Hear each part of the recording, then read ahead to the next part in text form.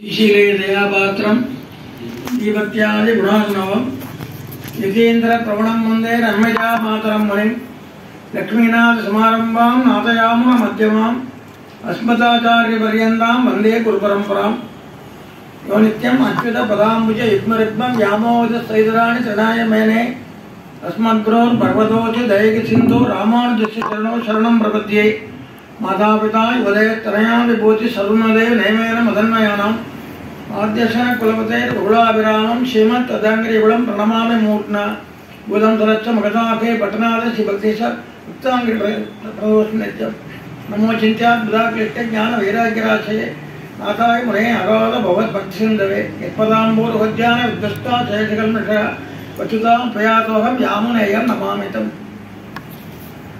புத்தூர் கிருஷ்ணசுவாமியங்கார் சுவாமி 100வது ஆண்டு நிறைவில் இப்படி அருமையான விழாவை திருச்சித்திரூடம் சுவாமி ஹெரிபிரியாமங்கர்லாம் ஏற்படுத்தி அதை ஒரு யாருமாக வச்சு 10 வைஷ்ணவா ஸ்ரீவைஷ்ணவங்களை பார்க்குற ஒரு பாக்கியம், குணானுசந்தானம் பகவத் குணானுசந்தானம் பண்ணுற ஒரு பாக்கியம், அவரை பற்றி நினைக்கிறது. அவர் எழுதி போடுற கிரந்தங்களை பார்த்தா அது ஒரு சமுத்திரம் மாதிரி இருக்குது. அதில் ஒரு திவலை தான் இன்னைக்கு சுவாமி அடியனுக்கு ஒரு தலைப்பாக கொடுத்துருக்காரு. சமுத்திரத்தில் ஒரு திவலை மாதிரி தான். பார்க்கடலில் ஓசை பற்றியர் பார்க்கடல் ஒருத்தர் பூசை புத்தகம் நக்க புக்கன்னு ஆசை பற்றி அறையில் ஒருத்தர் மற்ற காய்ச்சல் பற்றி ராமர் கதைகிறோன்னு கம்பேர் சொன்ன மாதிரி அவருடைய கிரந்தங்கள்லாம் எங்கேயோ இருக்குது. அவர் சுவாமி பார்த்தார், ஏதோ ஒரு சின்னதாக ஒன்று எடுத்து அதை அனுபவிக்கலான்ற முறையில். ஆனால் எடுத்தது பெரிய நவரத்னமாக பெரிய ரத்னமாக எடுத்துட்டார். விசிஷ்டாத்வைதத்தில் நம்ம தெரிஞ்சுக்க வேண்டிய விஷயம். அதை அடியனுக்கு இதை வாசிக்கிறதுக்கு ஒரு வாய்ப்பு கொடுத்தார் சுவாமி. அப்படிதான் சொல்லணும். நம்முடைய சம்பிரதாயத்துக்கு பேரு விசிஷ்டாத்வைதம், ஸ்ரீவைஷ்ணவ சித்தாந்தம், விசிஷ்ட அத்வைத்தம். இந்த முக்கியமானது விசிஷ்டாத்வைதத்தில், நம்முடைய விசிஷ்டாத்வைதத்தில் ஸ்ரீமன் நாராயணனே பரம்பொருள். ஸ்ரீமன் நாராயணன் விஷ்ணு ரெண்டும் ஒண்ணுதான், 2 பேரும் ஒருத்தர் தான். பல பேர்கள் உண்டுல விஷ்ணு விஸ்வம் விஷ்ணு வஷட்காரோன்னு சகஸ்ரநாமத்தில் 2வது திருநாமா வருது விஷ்ணு. அந்த வைணவ மதம் நாராயணனே பரம்பொருளாக கொண்டது. விஷ்ணுனாலும் அதே தான். இந்த விஷ்ணு தான் ஒரு மனிதனுக்கு அறிய வேண்டியது தத்துவம், ஹிதம், புருஷார்த்தம். தத்துவம்னா மெய்ப்பொருள். தத்துவம்னா என்னன்னா மெய்ப்பொருள். மெய்ப்பொருளை அறிய வேண்டும். அடுத்தது ஹிதம், நமக்கு எது நல்லது என்று சொல்லுவதுதான் ஹிதம். புருஷார்த்தம் என்பது பேரு, நாம் அடைய வேண்டிய பேரு. ஒரு மனிதன் பிறந்தவன் ஒவ்வொருவனும் புரிந்து கொள்ள வேண்டியது மெய்ப்பொருள், உண்மையை அறியணும். அடுத்தது எது நமக்கு நல்லது அந்த மெய்ப்பொருளையுடைய அடைவதற்கு. 3வது புருஷார்த்தம், நமக்கு பேருன்றது எது. எல்லாரும் பிறந்திருக்கோம், எவ்வளவு பண்ணியிருக்கோம், ஆனால் நமக்கு பேராக நாம் நினைக்க வேண்டியது எது. இந்த இதுதான் நம்ம முதல்ல தெரிஞ்சு கொள்ள வேண்டும். தத்துவம்னு எடுத்துட்டா ஸ்ரீமன் நாராயண் விஷ்ணுவே தத்துவம். விஷ்ணு சச்சிதானந்த 2 ஒன்று தான். விஷ்ணுவே தத்துவம். நம்ம சம்பிரதாயத்தில் விஷ்ணுவே தத்துவம், விஷ்ணு ஸ்ரீமன் நாராயணன் தான் தத்துவம். அடுத்தது ஹிதம் என்னன்னா அவனுடைய அடியவர்களாக இருந்து அவனை அடைவதற்கான கைங்கரியங்களை பிரதானத்தை பண்றது. புருஷார்த்தம்னா பேரு, பேரும் அவனே தான். அவன் நமக்கு தத்துவமாக இருக்கிறதும் விஷ்ணு தான், ஹிதமாக இருந்து செய்கிறவனும் விஷ்ணு தான், புருஷார்த்தமாக இருக்கிறதும் விஷ்ணு தான். ஆகவே நம்ம சம்பிரதாயத்தில் தத்துவம், ஹிதம், புருஷார்த்தம் 3ம் விஷ்ணு. அதான் முதல் முக்கிய பாயிண்ட். அடுத்தது புருஷார்த்தம்னா என்ன? புருஷார்த்தம்னா என்ன அப்படின்னா ராமாயணத்தில் ஒரு பாசுரம் இருக்கு. வேதையர் வேத பொருதன் ருண்ணி பிரமம் நன்றன் ரோதி மற்றெல்லா உயிர் மகுதன்னு உயிர்கள் விட்டு ஆதிப்பிரனோடு ஒன்னாம் என்று சொல்லுமோ வலலெல்லாம் வாதில் வந்தான்னு சொல்றாரு. இந்த ஜீவாத்மா இங்கிருந்து போய் பிரம்மத்தோட ஒன்றிடுறது, ஒன்றி விடுறது அப்படின்னு சொல்றதுதான் சங்கர மதம். இங்க அப்படி இல்லை. அங்க போய் இதே ஜீவாத்மா பெருமாளுக்கு கைங்கரியம் பண்றது. இந்த சரீரத்தை விட்டுட்டு அங்க போய் திவ்ய சரீரம் எடுத்துட்டு இங்க பெருமாளுக்கு நம்ம கைங்கரியம் பண்ற மாதிரி அங்க கைங்கரியம் பண்றது தான் மோட்சம். இதுதான் எம்பெருமானார் நம்ம விசிஷ்டாத்வைதத்தில் காட்டி கொடுத்துருக்காரு. ஆகவே அந்த கைங்கரியம் எப்படி இருக்க வேண்டும்? அவனுகப்புக்காக இருக்க வேண்டும், நம்முடைய சந்தோஷத்துக்காக பண்றதா இருக்கக்கூடாது. இதுதான் பேரு. அதாவது ஜீவாத்மா உடம்புல இருக்கிற நம்ம சரீரம் இருக்கு, உள்ள ஜீவாத்மா இருக்கு, ஜீவாத்மாக்குள்ள பரமாத்மா இருக்கான், எல்லாருக்கும் இருக்கான். அந்த ஜீவாத்மா சரீரத்தை விட்டு பிரிஞ்ச பிறகு பெருமாள்கிட்ட போய் தாசனா இருந்து அங்க அவனுக்கு கைங்கரியம் பண்றது. அத்வைதத்தில் என்ன சொல்றான்னா, இது அப்படியே ஒட்டின்ற மேல போய் சிவன் சொல்றது வல்லலாம் வாதில் வெண்ணான் அப்படின்னு இந்த 59வது பாட்டு அது ராமானுஜாச்சாரியார் இந்த விஷயத்தை அமுதனார் சொல்றார். ஆகவே இப்ப என்னாச்சு, நம்ம பெருமாள் மட்டும் நமக்கு இல்லை, பெருமாளும் உத்தேசியம், பிராட்டியும் உத்தேசியம், நித்தியசூரியன் உத்தேசம், அவனை தொழுகின்ற பாகவதர்கள் இங்க இருக்கிறவர்களும் உத்தேசியம் நமக்கு. ஏனென்றால் சம்பந்தம், அவனுடைய சம்பந்தம் பெற்றவா அவன் அனுகிரகம் பெற்றவா எல்லாரும் நமக்கு உத்தேசம். கொடுத்ததும் நடிகார் கடிமைங்கிற திருக்கடபுரம் பாசுரத்தில் கொடுத்ததும் நடிகார் கடிமை. இந்த பெருமாள் இருக்கிற சேஷத்துவம் பாகவதர்கள் வரைக்கும் வரணும் அப்படிங்கிறது தான் ஆழ்வார்கள் திருவுள்ளம், ஆச்சாரியார் திருவுள்ளம். இப்போ இந்த ஹிதம் என்னன்னு கேட்டா, அவனுக்கு நாம கைங்கரியம் பண்ணி அவனுடைய சந்தோஷத்துக்கு கைங்கரியம் பண்ணணும். அப்படி பண்ற போது பிரபன்னன், பிரபத்தி பண்றவன் பிரபன்னன். அது பின்னால சொல்றேன் பிரபன்னன். அந்த பிரபன்னனா யார் என்றால், நம்ம எல்லாத்தையும் விட்டு நீயே எனக்கு கதி என்று அவன் திருவடிகளை பற்றுறது. அதாவது நமக்கு நம்ம கையில் எதுவுமே இல்லை, உண்மையாதான். நம்ம பிறக்க போறோம் இன்னாருக்கு நம்ம நினைச்சு பிறக்கல, இன்னாரு கல்யாணம் பண்ணி போறோன்றது நமக்கு தெரியாது, இன்னாரெல்லாம் குழந்தையா பிறக்க போறான்றது தெரியாது. எல்லாமே அவன் நியமிச்சு அவன் அனுகிரகம் பண்ணி அனுப்புறான். அப்படிப்பட்டவன் அவனையே எல்லாமே நீ எனக்கு என்று எல்லாம் துமைய மாதாச்ச பிதா துமேவ திரு பந்து சகா துமேவ துமைய வித்யா திருமணம் தேவ சர்வம் அமதேவ தேவான்ற எண்ணத்தோட கூட அவனை பிரபத்தி பண்ணணும். அப்படி பிரபத்தி பண்ணவனுக்கு பெருமாள் என்ன கொடுக்கிறார்னா மோட்சத்தை கொடுக்கிறார், நிர்ணயத்துவமாக கொடுக்கிறார். நீ இதை பண்ணினா உனக்கு அது கொடுக்குறேன்றது இல்லை. நீ 2 கையும் தூக்கி சரண்டர் ஆயிட்டா அவர் என்ன பண்றார், அவரே கொடுக்கிறார். அவர் என்ன பண்ணுவார், உடனே ஆச்சாரியனை காட்டுவார். ஆச்சாரிய பலம் பகவானாலே. அப்புறம் அவர் உங்களை என்ன பண்ணுவார், பெருமாளை காட்டி கொடுப்பார். சமாசீனம் பஞ்சசம்ஸ்காரம் இதெல்லாம் பண்ணி இந்த ஆத்மாவுக்கு கடத்தேற வழி ஆத்ம விவாகம் எம்பெருமானோட சேர்த்து வைக்கிற ஆச்சாரியர். அதைத்தான் மாமனிகள் ஞானம் அனுஷ்டானம் இவை நன்றாகவே உடையனான குருவை அடைந்தக்கால் மாநிலத்தில் தேனார்கமல திருமாமணிகளுடன் தானே வைவந்தான் தரும்னு சொல்லி சொல்றார். ஆகவே நம்ம ஆச்சாரியனை அடைந்து அவன் மூலமா பெருமாள் காட்டி கொடுக்கப்பட்டு அவனுடைய எல்லாம் என்று இதுல இன்னொரு விதி உண்டு. எம்பெருமானை மட்டும் இல்லாம ஆச்சாரியனே எல்லாம் என்று இருக்கிறது சரம பரவனிஷ்டை. எம்பெருமான வைக்கிற பக்தி பிரதம பிரதிஷ்டை, பாகவதாண்ட வைக்கிறது மத்தியம பரவனிஷ்டை, ஆச்சாரிய வைக்கிறது சரம பரவனிஷ்டை. இந்த 3மே முக்கியம்தான். இது ஒண்ணு வசதி. ஆகவே எப்படி இருக்க வேண்டாம், உனக்கே நாம் ஆட்செய்வோம் என்று இருக்க வேண்டும். உனக்கே நாம் ஆட்செய்வோம். பெருமாள் என்ன பண்றார், தனக்கேயாக எனக்கொள்ளுமீரே, தனக்கேயாக எனக்கொள்ளுமீரே கொண்டு கொண்டார். இப்ப இன்னொரு விஷயம், சாஸ்திரங்கள்ல பக்தி யோகம் சொல்லியிருக்கு, ஞான யோகம் சொல்லியிருக்கு, கர்ம யோகம் சொல்லியிருக்கு, எல்லாம் இருக்கு. அப்பெல்லாம் அதெல்லாம் அனாவசியமா அப்படின்னா அப்படி இல்லை.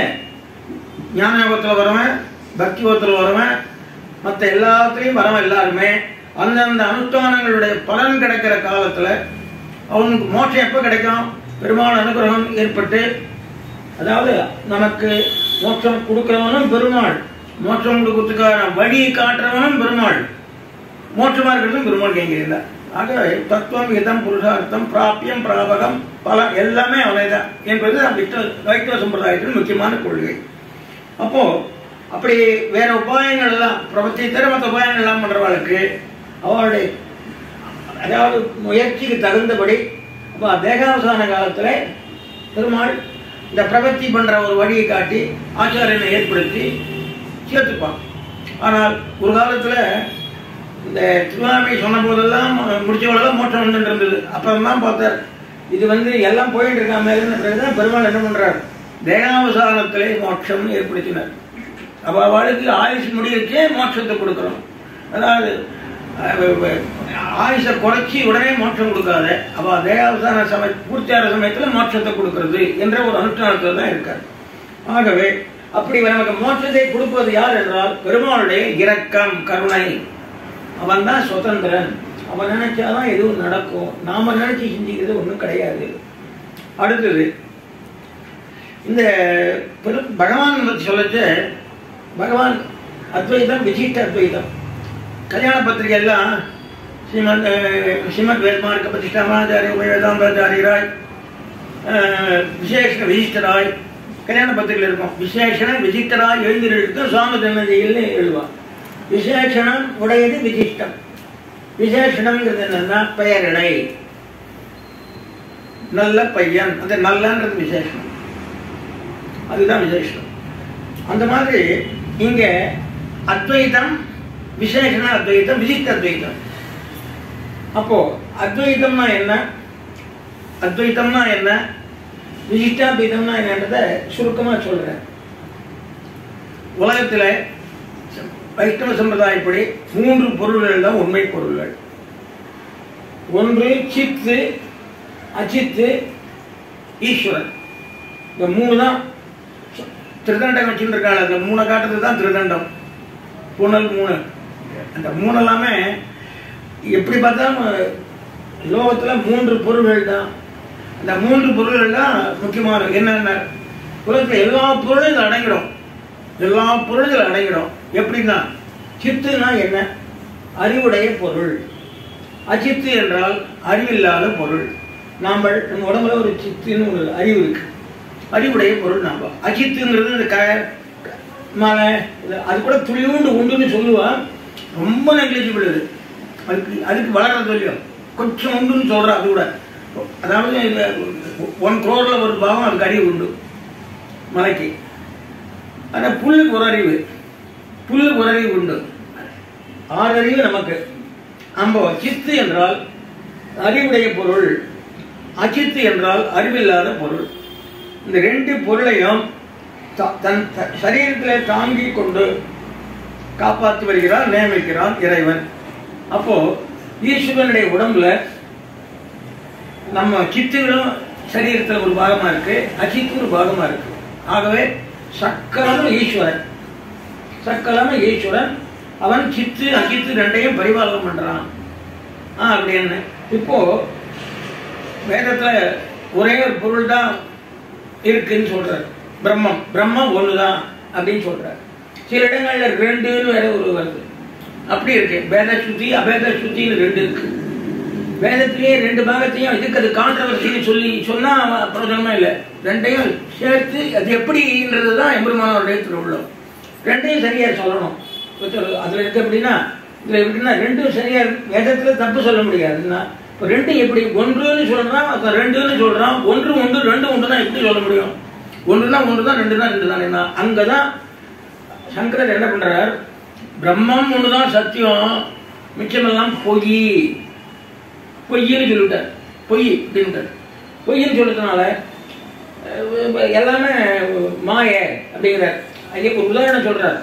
குளத்துக்கு போ, மேலே சந்திரன் மொத்தம்தான் இருக்கான், அந்த இலைகள்ல ஒரு சந்திரன் இருக்கான். அந்த மாதிரி பெருமானுடைய ரிஃப்ளெக்ஷன் இதெல்லாம் மாய அப்படின்னு சொல்லிட்டு. ஆனா எம்பெருமான் என்ன சொல்றார், அப்படி இல்லடா, அதுவும் உண்மைதான் இதுவும் உண்மைதான். ஆனால் ஸ்வகத பேதம்னு சொல்றாரு. ஸ்வகத பேதம், பேதம்ங்கிறது எங்க இருக்கு, ஒரு பொருளுக்குள்ள. இப்ப நான் மொத்தம்தான், எனக்கு கை இருக்கு கால் இருக்கு. சோழராஜா அத்விதீயம் அப்படின்னா சோழராஜா ஒருத்தந்தான் இருந்தான், மிச்சம் எதுவும் இல்லைன்னு அர்த்தம் இல்லை. சோழராஜா போல இன்னொருத்தன் இல்லைன்னு அர்த்தம். அதுக்கு அவனுக்கு சம்சாரம் உண்டு, படை உண்டு, மந்திரிகள் உண்டு, எல்லாம் உண்டு. அந்த மாதிரி அதை சொல்லி இந்த சித்தும் அஜித்தும் எம்பெருமானுடைய சரீரத்தில் இருக்கின்றன என்று சொல்லி இதை விசேஷனம் என்னன்னா சித்தும் அஜித்தும் எம்பெருமானுக்கு விசேஷணங்கள். அந்த விசேஷனங்களோட கூடிய அத்வைதம் விசிஷ்டாத்வைதம். பகவான் நாராயண உண்டு. ஆனால் அவன் உடம்புல ஸ்வகத பேதம். ஒரு புளிய மரம் எடுத்துட்டா களை இலை பழம் இருக்கு இல்லையா, அது ஸ்வகத பேதம். புளிய மரம் ஒண்ணுதான், அது 3 பொருள் பார்க்குற மாதிரி சித்து தான். சித்து அஜித்து 2ஐயும் சரீரமாக உடையவன் எம்பெருமான். ஆகவே அத்வைதமானது விசேஷங்கள் கூடிய விசிஷ்ட அத்வைதம் என்று சொல்றாரு. வேதத்துல 1ன்னு சொன்னதுக்கு காரணம் பகவானுக்கு தான். இது 2ன்னு சொன்னா அவனுடைய பொறுப்பா இருக்கிறது சித்து அஜித்து அப்படின்னு சொல்லி சொல்றார். இதுக்கப்புறம் பிரபத்தி பிரபன்னு சொன்னேன். பிரபத்தின்னா யாருன்னா நமக்கெல்லாம் நம்மாழ்வார் பவன ஜன கூட்டஸ்தர்னு சொல்றோம். நம்மாழ்வார் பிரபத்தி பத்தி பல இடங்கள்ல சொல்றாரு. போலில்லாடியேன் உன் அடிக்கீழமர்ந்து புகுந்தேனே பிரபத்தி ஆரணத்தின் தன்மை சரணாகத்தந்தன்னு சொல்றாரு. பிரபத்தி பண்றோம். நம்மாழ்வார நம்ம பவன ஜன கூட்டஸ்தர்னு சொல்றோம். ஸ்ரீபாஞ்சராத்திர ஆகமத்துல ஒரு ஸ்லோகம் இருக்கு. அகமஸ் அபராதானாம் ஆயோ கஞ்சனோ கதிகி துமேவ பூதாமே பவதே பிரார்த்தனாமதிகி சரணாகதிரித்வா சாதேவேஸ்மின் பிரயுஜ்யதாம். இது அகிலபுத்தி சம்ஹிதையில இருக்கு. அது என்ன பொருள் என்றால், அடியேன் குற்றங்களுக்கெல்லாம் கொள்கலமானவன், என்னை ரட்சித்துக் கொள்ள என் கையில் ஒன்றும் இல்லை, வேறு புகழும் இல்லை, உன்னையே சரணாகப்படுத்துகிறேன். அப்போ சரணாகதி பண்றதுக்கு முக்கியமான காரியம் என்னன்னா, என்கிட்ட ஒன்றும் இல்லைன்றது ஒத்துக்கணும். ஆக்கிஞ்சன்யம். அடுத்தது நீயே உபயமா இருக்கணும்னு பிரார்த்திக்கணும். நான் எங்க ஒன்றும் இல்லை, எனக்கு வேற போற இடமும் இல்லை, நீயே என்னை காப்பாற்றணும் என்று வேண்டுவதுதான் சரணாகதி. ஆகிட்டு பண்ணிட்டு அதைத்தான் சொல்றார். சர்வதர்மான் பரித்தியஜ மாமேகம் சரணம் வருது. அதன் பாசம் மொற்ற இஷாயம் ஆச்சவர். அதே மாதிரி சக்கரதய பிரபன்னாய தபாஸ்மி தீஜயாச்சதே ராமச்சரமம். வராகச்சரமத்தில் என்ன சொல்றார்? நன்னாரிச்சேன்னு ஒருத்தர் நினைச்சிடோ, நீ செத்து போற சமயத்துல கல்லு மாதிரி கட்ட மாதிரி இருப்ப, அப்ப நான் உன்னை நயாமை பரமாங்கதி, நான் உன்னுடைய பொறுப்படுத்தின்னு உன்னை நல்ல கதி கொண்டு போறேன்றார். நரசிம்மன் அதே தான் சொல்றார். வராக நரசிம்ம ஜன்மஸ்லோகம் அப்படிதான் சொல்றார். ஆகவே நம்ம செய்ய வேண்டியது அவனையே உபாயமாக கொள்ள வேண்டும், அவனே உபேயம் என்று நாம் அறிந்து கொள்ள வேண்டும். ஆக இங்க இன்னொன்னு சொல்றார், நம்ம தான் முயற்சி செய்து பகவான் அடைய முடியுங்கிறது இல்லை, எல்லா முயற்சிகளையும் அவன் மேல விட்டுடணும். அதான் சொல்ற. பிரபத்தி சொல்லச்சு ஆனுகூல்ய சங்கல்பம், பிராதிகூல்ய வர்ஜனம், கோப்துத்ர வர்ணம், மன விசுவாசம் இதெல்லாம் சொல்லிட்டு வர்றாரு. ஆக்கிஞ்சன்யம் எல்லாம் குணம். அவனே எல்லாம், அவன் மேல மன விசுவாசம் நமக்கு இருக்கணும். பகவானே உன்னால செய்ய முடியுமா செய்ய முடியாதான்னு சந்தேகம் வரக்கூடாது. ஆனுகூல்ய சங்கல்பம், அவன் சொன்னதை சாஸ்திரத்தில் சொன்னதை மட்டும் அனுஷ்டிக்கணும். பிராதிகூல்யத்தை செய்யக்கூடாது, செய்யாத செய்யோம்னு இருக்கணும். அவனே எல்லாம் புண்ணியம் அடிக்கடி ஒன்னே மன விசுவாசம் இருக்கணும். பெருமாள் நிச்சயமா நமக்கு செய்வார். இதெல்லாம் வச்சு பிரபத்தி பண்ணனால் நமக்கு அனுகிரகம் ஏற்படும். இன்னொரு சின்ன விஷயம், பெருமாள் நமக்கு அனுகிரகம் பண்ண தயாரா இருக்கார். காரணம் என்ன? நம்ம படைச்சவர், நம்ம விலக்கக்கூடாது, விலகி போகக்கூடாது. காரணம் இப்போ ஒரு உதாரணத்தை சொல்றேன். ஒரு சன்னதியில் ஒரு உற்சவம் நடக்கிறது, சேர்க்கை போனோம், பெருமாள் பீதி வாசல்ல ஏழுறார். அப்போ அவர் லட்சியம் பண்ணா நம்ம வேலையை பார்க்கணும். நம்ம அனுகிரகம் பண்றதுக்காக பெருமாள் வரப்போகுது, அதை விலகி நம்ம யாரானும் பற்றி நீங்க மிருதம்னு சொல்றாரு திருவிழத்துல. நம்ம பகவான் நமக்கு அனுகிரகம் பண்ண வர சமயத்தில் அது விலகிறது. சில சமயம் இப்படி ஆகிடும். ஒருத்தர் பெருமாள் டைம் கிரியம் கிடைக்கும், அதை விட்டுட்டு கவர்மெண்ட் வச்சுட்டு போயிடும். என்ன மாதிரி வச்சு இந்த மாதிரி ஆகிடும். அது கூடாது. பகவான் நமக்கு அனுகிரகம் பண்ற போது அதை விளக்காமல் இருக்கிறது ஒன்று வேணும். ரெண்டாவது, அது முக்கியமாக சொப்பிரவருத்தி கூடாது. பகவான்கிட்ட போய் நான் செய்கிறேன்றது எண்ணமே வரக்கூடாது. அது அப்புறம் அவன் இயற்கையான உறவு உடையவன், நம்ம படைத்தவன் அவன் தான். நம்ம அப்பா படைத்தவன், தாத்தா படைத்தவன். ஆகவே நாம் யாரும் இல்லை, அவனுடைய குழந்தைகள், அவ்வளவுதான். அப்படின்ற சம்பந்தத்தையும் நம்ம நினைக்கணும். இப்படி நாம எல்லாம் நமக்கு, அவனே நமக்கு ரட்சகன் எல்லாம் சொல்லி அவனோட நமக்கு உள்ள தொடர்புகளை நாம நினைச்சு பார்க்கணும். அப்படி தொடர்புகள் என்ன? 9 சம்பந்தங்கள். பிதாச்ச ரட்சகசேஷி பர்த்தா ஜேயோ ரமாபதி சுவாமியாதார மமாத்மாச்ச போக்தா சாத்மாதிதன். பகவான முதல்ல தந்தையாக நினைக்க வேண்டும். இப்போ திரைப்பட பாட கூட, பிள்ளைக்கு தந்தை ஒருவன் எல்லோருக்கும் தந்தை இறைவன். பிள்ளைக்கு தந்தை ஒருவன் எல்லோருக்கும் தந்தை இறைவன். திரைப்பட பாடல இந்த விஷயத்தை சொல்லியிருக்கார். பிதா அதான் சொல்றார், பிதாவாக நினைக்கணும். ஏன் பிதாவாக? அந்த பிதா புத்திர சம்பந்தம் வந்து தந்தை மகன் உறவு, தந்தை மகன் உறவு அப்படின்னு சொல்றார். தந்தை மகன் உறவுன்னா தந்தை நம்ம உண்டாக்கினவர். அதனால ஜெகத்காரண வஸ்து பகவான், காரணம் தியேயா, காரண வஸ்துவை நம்ம நினைக்க வேண்டும் அப்படின்னு பிரம்மசூத்திரத்தில் இருக்கு. ஆகவே நம்ம அவரை தந்தையாக நினைக்க வேண்டும். முதல் உறவு தந்தை மகனாக நாம நினைக்க வேண்டும். அடுத்த சம்பந்தம் லட்சிய ரெட்டக சம்பந்தம். நம்ம சொல்றோம் தந்தை சொல் மிக்க மந்திரம் இல்லைன்னு சொல்றோம். தந்தை சொல் மிக்க மந்திரம் இல்லைன்னு சொல்லிட்டு அவன் சொன்ன சாஸ்திரங்களை நம்ம மீறக்கூடாது. அதுதான் அங்க முக்கியம். அவனது பிள்ளைவன் நமக்கு அவன். பிள்ளைக்கு யாராவது காரணம் சொல்லி அனுகிரகம் பண்றா, பிள்ளைக்கு அனுகிரகம் பண்றவா அப்பா வந்து ஒரு காரணமா நிர்கேத்துவமா அனுகிரகம் பண்றார், பெருமாள் நம்ம நிர்கேத்துவமா அனுகிரகம் பண்றார். அடுத்தது காக்கப்படும் பொருள் காப்பவர் சம்பந்தம். காக்கப்படும் பொருள் ரட்சியம் ரட்சக சம்பந்தம், காக்கப்படும் பொருள் காப்பவர் சம்பந்தம். அதுக்கு எப்படி பிரமாணம்னா அட்டாட்சரத்துல ஆ ஆ உ மா, ஆ உ மா முதல் எழுத்து. இந்த ஆங்கிறது அவரட்சணை தாது. ஆவுக்கு தாத்துனா வேர்ச்சொல், வினை வேர்ச்சொல் தான் தாத்துன்னு சொல்லு சம்ஸ்கிருதத்துல. அதுல அவரட்சணை தாத்து அவன் நம்மை காப்பாற்றுகின்றவன் சொல்ல அந்த கருத்தை ஆ என்ற எழுத்து காட்டுகிறது, ஆ என்ற எழுத்து காட்டுகிறது. இதுல முக்கியமான விஷயம் என்ன சொல்றாருன்னா, பிரபன்னனுக்கு 2 தேவதாந்திர சம்பந்தம் கூடாது, தேவதாந்திர சம்பந்தம் கூடாது. வைஷ்ணவன் வேற தேவதையிட்ட போய் ஆச்சரிக்க கூடாது, எந்த காரியத்துக்கும் போகக்கூடாது. அப்புறம் உபாயாந்திர சம்பந்தமும் கூடாது, வேற உபாயங்கள் எல்லாம் அனுஷ்டிக்க கூடாது. எனக்கு நீயே கதின்னு இருக்கணும், நான் இறையெல்லாம் பண்ணக்கூடாது. ஏன்னு கேட்டா அது அவனுக்கு கொத்தையாயிடும். அவன் நம்ம காப்பாற்றுறது ரெடியா வராருன்னு நான் பார்த்துக்கிறேன் அப்படின்னு சொன்னா அது எப்படி இருக்கும்? அது கிட்டத்தட்ட விளக்கலாம் அந்த அந்த தோஷம் வந்துடுறது. அடுத்தது சேஷசேஷி சம்பந்தம். சேஷசேஷி சுருக்கமா சேஷன்னா சேஷன் அடிமை, சேஷன் ஆண்டான், ஆண்டான் அடிமை சம்பந்தம். அவனுக்கு அது என்னன்னு கேட்டா ஒரு எஜமான நடனம் எப்படி இருக்கமோ அதனால பகவான் நடனம் இருக்கணும். கைங்கரியம் நம்ம செய்யறது கைங்கரியம். கோவில சேவை பண்றாங்க. இப்ப எல்லாரும் கண்ணா கொச்சையா பேசுறா, பாடுறேங்கிறான். பெருமாள் திவ்யபிரபந்தம் சேவை தொண்டுன்னு பேர் இருக்கு. திவ்யபிரபந்தம் இந்த கோவில பிராண்டம் பாடுறாங்கலாம் சொல்லக்கூடாது. திவ்யபிரபந்த சேவை நடக்கிறது, சேவை சர்வீஸ் தொண்டு. பெருமாளுக்கு எந்த கைங்கரியமானாலும் தொண்டு, கைங்கரியங்களே தொண்டுதான். அது அது பண்ணணும். அவன் ஆண்டான், நாம் அடிமை. அங்கேயும் நான் இன்னைக்கு பெருமாளுக்கு 8 மரக்கால் சக்கர பொங்கல் உத்தரமா பண்ணேன் அப்படின்னு பெருமைப்படக்கூடாது. அவன் திருவிழா வகுப்பு தான் முக்கியம், நம்ம திருவிழா வகுப்பு கிடையாது. நமக்கு சந்தோஷம் முக்கியம் இல்லை, அவனுடைய திருவிழா வகுப்பு அதுதான் முக்கியம். அதுதான் வடிவிலா அடிமை செய்ய வேண்டும் நாம் ஆழ்வார். அடுத்தது பர்துபாரியா சம்பந்தம். கொண்டானையெல்லாம் அறியார் குலமகள் போல் பெருமாள் திருமொழியில் வருது. இதுல பூ என்ற அந்த சேஷசேஷி சம்பந்தத்துல ஆ உ மா அந்த 4ஆம் வேற்றுமை எங்க சதுர்த்தி மறைஞ்சி நிற்கிறது ஓம்ல. அதுதான் சேஷசேஷி சம்பந்தத்தை காட்டு. உனக்கே நாமாட்சின்றதுல வருது. அடுத்தது பாரியாபட் சம்பந்தத்துல ஆ உ மா உகாரம் 2வது எழுத்து இருக்க, அது அவதாரணார்த்தம், அவனுக்கே என்று காட்டுறது.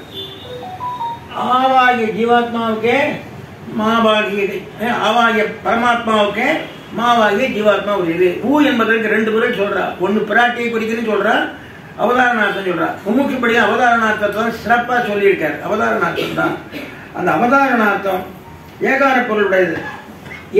ஏகாரம்னா அவதார பொருள் சமஸ்கிருதத்தில் அவதாரணம். அது என்ன காட்டுறதுன்னா அனரியாகத்துக்கு காட்டுகிறது. நீ வேற யாருக்கு உரியவன் அல்ல. அது மட்டும் இல்லை, மகாராணி பிச்சை எடுத்தா எப்படி இருக்கும், எவ்வளவு அசிங்கம். 2 பேருக்கு அவமானம் இல்லை, பகவானுக்கு அவமானம், பிச்சை எடுக்கிறவானுக்கு அவமானம். ஆகவே பகவானுக்கு ஆட்பட்டேன் இவா வேற தேவதைகளுடைய படியில போய் நின்று எனக்கு அதை கூட இதை கொடுக்கலாம் கேட்கக்கூடாது. அதனால்தான் சொல்லுவா. இந்த கும்முட்டு சொல்ற, நீ வீட்டுக்காரோட சண்டை போட்டு இருந்தாலும் இருக்கலாம், தப்பு இல்லை. நீ பகவானே இல்லைன்னு சொன்னா கூட பகவான் வருத்தப்பட மாட்டான். ஆனா வேற தேவதைகிட்ட போனா ரொம்ப வருத்தப்படுவான். ஏனென்றால் நம்ம பொருளை நம்மளை அசிங்கம் பண்ணிட்டு அங்கே போறது. இப்போ நம்ம வீட்டு பிள்ளை சாப்பிட்றான்னு சொன்னா சாப்பிடாத பக்கத்து எடுத்து போய் சாப்பிட்டா நமக்கு எவ்வளோ கஷ்டமா இருக்கும். அந்த கட்டத்தை பகவான் படுறான். அதுவும் பாரியாபத்த சம்பந்தத்துல எந்த இதுவும் கிடையாது. அதனால்தான் நம்ம கொண்டானை இல்லாத அறியாப்புலமா எழுப்போன்னு ஆழ்வார் அதை காட்டிட்டார். அந்த பாரியாபத்த சம்பந்தம் ஒரு சின்ன சமாச்சாரம் சொல்றாரு. சீதைய அனுமார் சொல்ற, நான் தோல்ல தூக்கி வச்சு விட்டு விடுறேன், இந்த திருடம் தூக்கினம் தானா நான் கொண்டு வந்தேன், கொண்டு போய் ராமர் பாதை பார்த்து சொல்ற, அது தப்பு.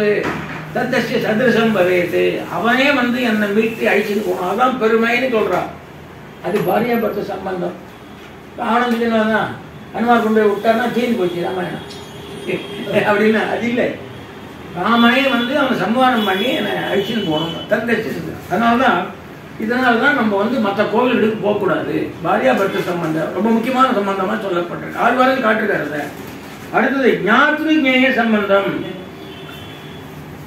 ஞாத்ருன்னா அறிவுள்ளவன், நியாயம்னா அறியப்படுபவன் சம்பந்தம். அறியத்தக்கவன், அறிவுள்ளவன் ரெண்டும். இதுல அதுக்கு என்ன அப்படின்னா மனஜானே மகார சப்தம் இருக்க மா அவுமலம் மா மனஜானேன்ற தாத்துனால நாராயணம் மகாஜ்ஞேயம் வேதத்தில். அதனால அவனை அறியப்பட வேண்டுவன். ஆகவே நிற்கின்றதெல்லாம் நெடுமால் என்று நாம் நினைக்க வேண்டும். உண்மை சொல்லும் எல்லாம் கண்ணன் என்ற ஞானம் நமக்கு வரணும். அவன் அறியப்படுபவன், நாம் அறிபவன். அறிபவன் அறியப்படுவன். அடுத்த சுவாமி சம்பந்தம். சொன்ன சொத்து. சுவாமின்னா சொத்தை உடையவன். சொஸ்வாமி சம்பந்தம்னா சொத்தை உடையவன். அந்த சம்பந்தம் இது எதில் காட்டுறது? நம சப்தத்தை காட்டுறது. நான்னா இல்லை, மகானா உடையது. என்னது என்று எதுவும் இல்லை, எல்லாம் உன்னுடையது. அப்ப எல்லா சொத்தும் வந்தது. சுஸ்வாமி சம்பந்தம்னா சொத்து, உடைமை, உடையான். இதான் உடையார்னு பேர் வச்சுக்கிட்டாங்க இல்லையா? அதனால உடைமை உடையார் உறவு. அப்புறம் சரீர சம்பந்தம். அதாவது சரீரம்னா உடல், சரீரம்னா உடலை உடையவன், சரீர சம்பந்தம். இதுதான் இந்த சரீர சம்பந்தத்தை தான் காடக சுத்தியும் பேத சுத்தியும் அதை சரிப்படுத்துறது.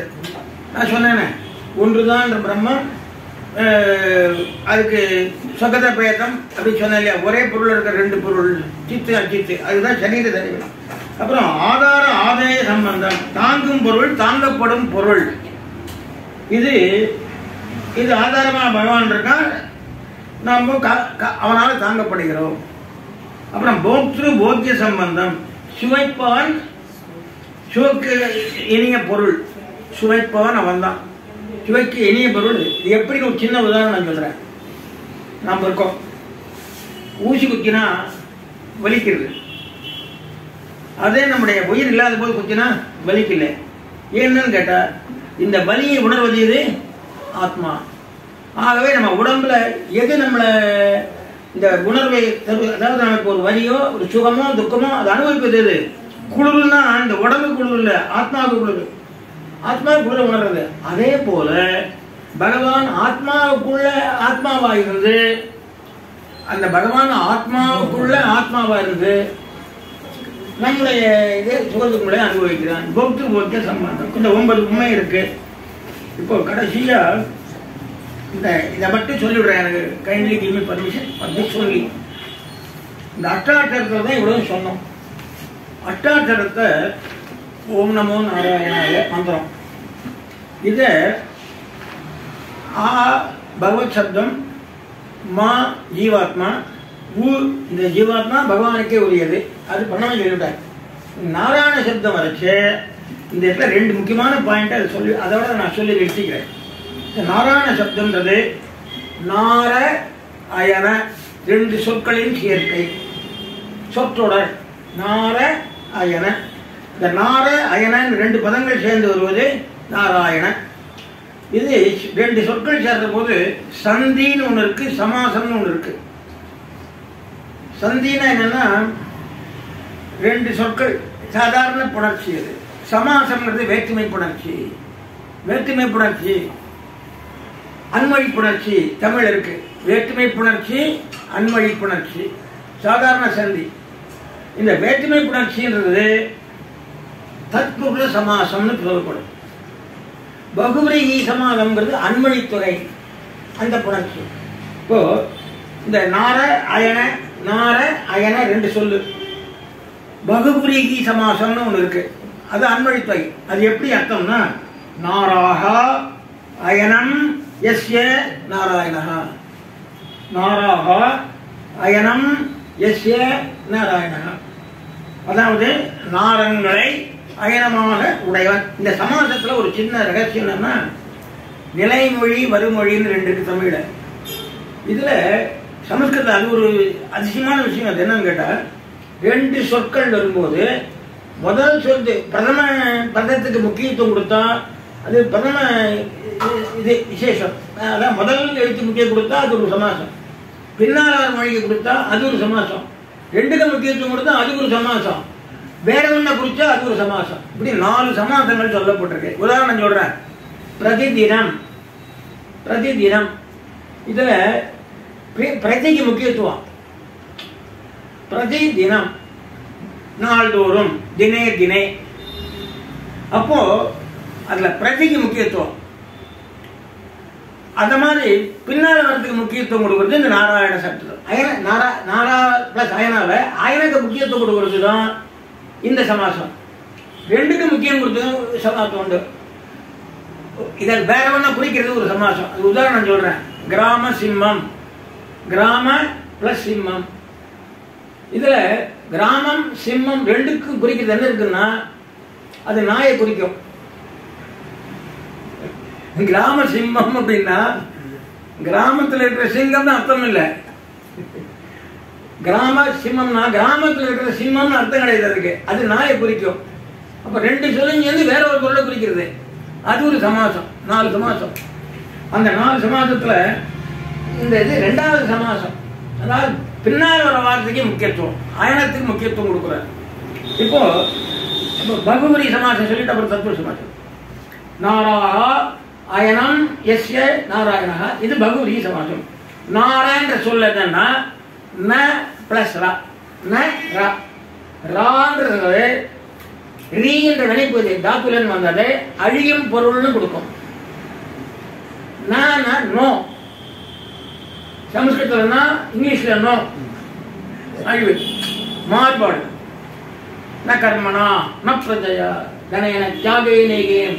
நான்றது நெகட்டிவ், நெகட்டிவ் சென்ஸ் வரும்.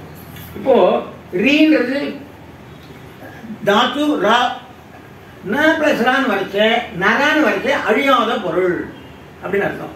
நரேன்ற சொல்லுக்கு அழியாத பொருள். இந்த நரேன்ற சொல் எதை குறிக்கிறது? ஜீவாத்மாவை குறிக்கிறது. ஜீவாத்மா அழிவு கிடையாது, இந்த உடலுக்கு தான் அழிவு. இந்த ஜீவாத்மா சரீரத்தை விட்டு வெளியே போகும், இன்னொரு சரீரத்தை எடுத்துக்கும். ஆகவே பகவானுக்கு நமக்கு ஒரு சாமியம். இந்த ஜீவாத்மாவுக்கு அழிவு கிடையாது, பகவானுக்கு அழிவு கிடையாது. அதான் தொம்மே ஹம்மேன்னு சொல்லி தனியன் இதை சொல்லுவார். நீ அழியாதவன் நான் அழியாதவன், தொம்மே ஹம்மேன்னு தனியன் சொல்ற பட்டருடைய கட்சியை சொல்ற. அப்போ நரன்னா அழியாதது, அது ஜீவாத்மாவை குறிக்கும். இப்போ நான் என்ற சொல் நர, நாராகா அப்படின்னா ஜீவர்கள் கூட்டம். நாராகனா ஜீவர்கள் கூட்டம். நராணாம் சமூகா நாராக, நராணாம் சமூகா நாராக.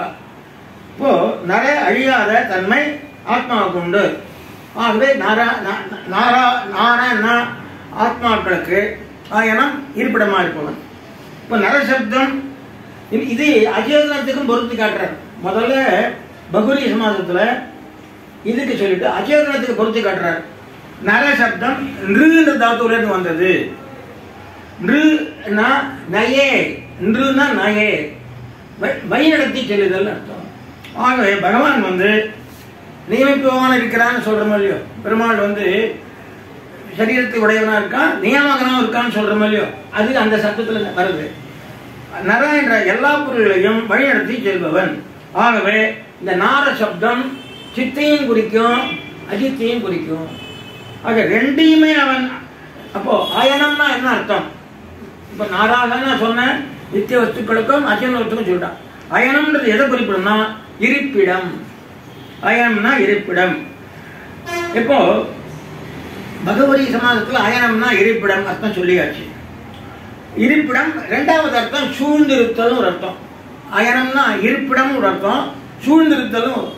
இப்போ பகவான் ரெண்டையும் இருப்பிடமாவும் இருக்கான். இந்த ரெண்டையும் அவனையும் சுத்தி இருக்க, அவனையும் சுத்தின்னு இருக்கான். கரந்தெங்கும் பரந்துடன். ஆகவே இந்த சித்து அஜித்து ரெண்டையும் இருப்பிடமாகவும் இருக்கான், சேதனை சூழ்ந்து இருக்கிறான்.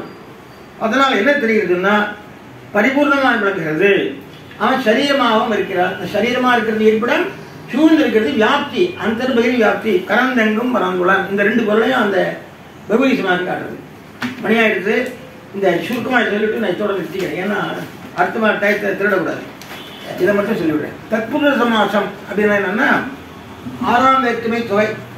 இந்த தத்புருஷ சமாசத்தில் முதல் வேற்றுமை தொகை கிடையாது, 2ஆம் வேற்றுமை தொகை, 3ஆம் வேற்றுமை தொகை, 4ஆம் வேற்றுமை தொகை. இந்த இடத்துல வந்து 6ஆம் வேற்றுமை தொகை. அது எப்படின்னு பாருங்க.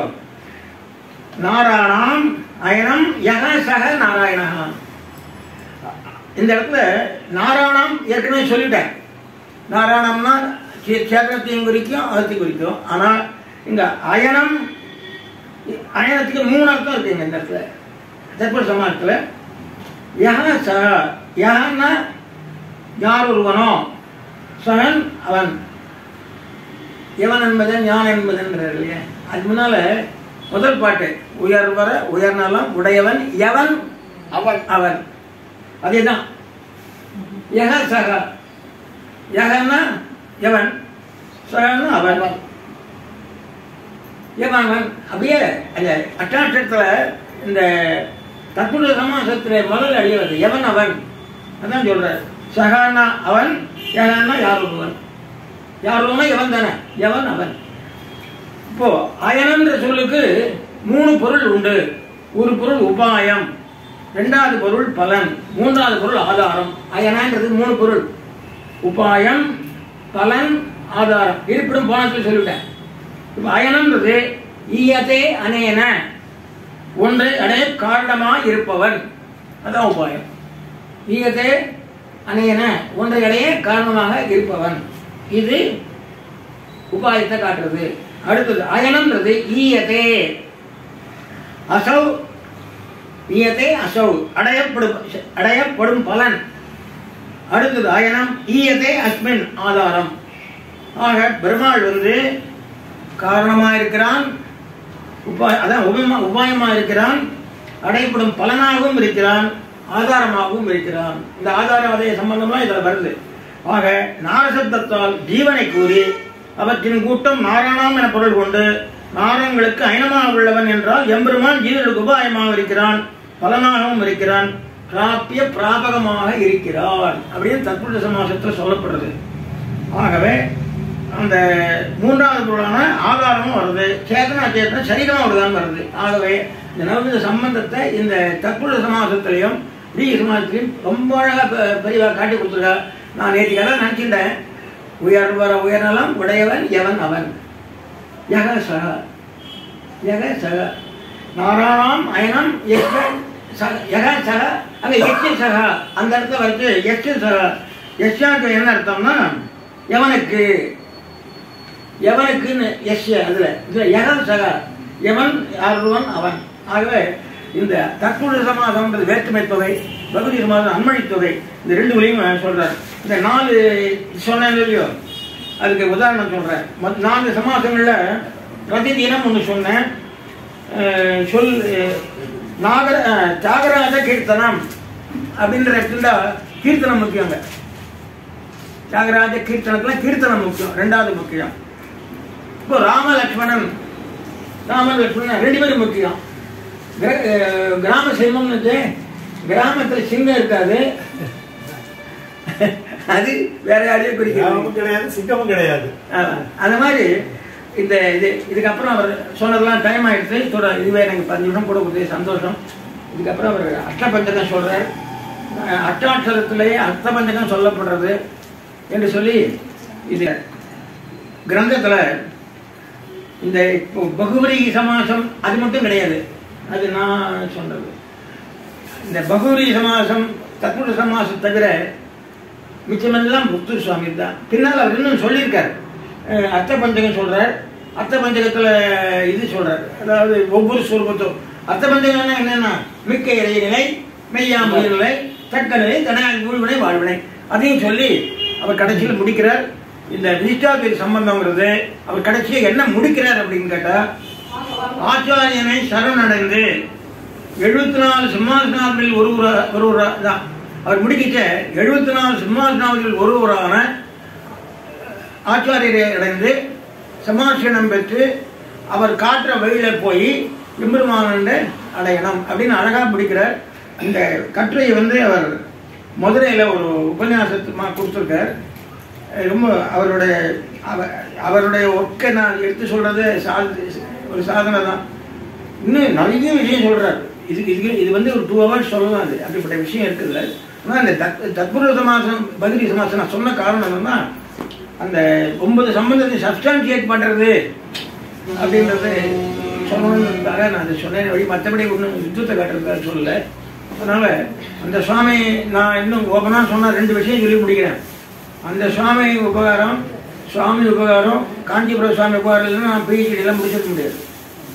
அப்போ அவருடைய கிரந்தத்தில் தான் அவ்வளவும் பண்ணணும். அவங்க நிறைய கிரந்தங்கள் பண்ணி அவர் சொன்ன மாதிரி 8 அணாவுக்கும் 4 அணாவுக்கும் சந்தியாவந்தனம் பாஷ்யம் 8 அணாவுக்கு போடுவார். அப்படியெல்லாம் அவருடைய போல கிரந்தங்கள் நமக்கு உபகாரமாக கொடுத்தவ யாருமே கிடையாது. அவ்வளோ அப்படியே விலை அடி விலைக்கு கொடுக்குறாரு. கையில் லாபம் இல்லாத அவர் வந்து அவ்வளோ கிரந்தங்களை லோகத்துக்கு கொடுத்து நமக்கு உதவி இருக்கார். பல்லாண்டு அவருடைய புகழ் இருந்துக்கணும். இந்த ஏற்படுத்தின சுவாமி திருடி தாமரைகளையும் வணங்கி நம்முடைய ஹரிப்பிரியாவுக்கு பல்லாண்டு பாடி, தேவநாதரின் பல்லாண்டு பாடி, எனக்கு என்னையும் ஒரு பொருளாக நினைச்சு நீங்க அழைச்சி இந்த சொல்ல சொன்னதுக்கு கிருத்தகம் தெரிவிச்சுக்கிறேன். அவரை பற்றி நிறைய சொல்லலாம். இது இன்னுமே நான் பாதி கூட சொல்ல முடியல. ஏன்னா அவ்வளவு விஷயம் வருது எல்லாமே. இது அவருடைய உபன்யாசம் மதுரையில் பண்ண உபன்யாசத்தினுடைய சுருக்கம் அவருடைய இதில் பத்திரிகையிலேருந்து சுவாமி சாதிச்சது.